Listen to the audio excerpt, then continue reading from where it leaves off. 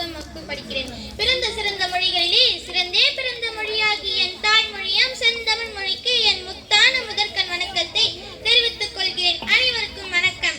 விருதுநகரின் மீனமே, வியக்க வைத்த விந்தையே, பலாயிரம் பள்ளிகளை திறந்த பகுத்தறிவு பகவலனே, ஏழைகளின் துணைவனே, மதிய உணவளித்த மனித நேயமே, கரை வேட்டி கட்டிய போது கரைப்படாத கைகளை உடையவரே, உலகம் போற்றும் முத்தமரே, அவரே எங்கள் காமராசரே.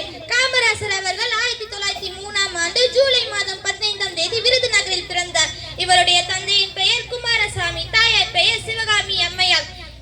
இளம் வயதிலேயே காமராசர் அவர்கள் தந்தை இழந்து விட்டார். குடும்ப சூழலை காரணமாக தனது மாமாவின் துணிக்கடையில் வேலை செய்தார். செய்தித்தாள்களை படித்தும் தலைவர்களின் சொற்பொழிவுகளை கேட்டும் அரசியல் பற்றியும் நாட்டு பற்றியும் வளர்த்துக் கொண்டார். பின் காங்கிரஸ் கட்சியில் தொண்டனாக சேர்ந்தார். விடுதலை வீரர் திரு சத்தியமூர்த்தியின் வாரிசாக விளங்கியவர் காமராஜர். உப்பு சத்தியாகிரகம், ஒத்துழையாமை இயக்கம், அந்தி துணியெடுப்பு, சட்ட மறுப்பு இயக்கம் போன்ற போராட்டங்களில் ஈடுபட்டு பலமுறை சிறை சென்றுள்ளார். 9 ஆண்டுகள் மக்களுக்காக சிறை சென்றுள்ளார் என்பது குறிப்பிடத்தக்கது.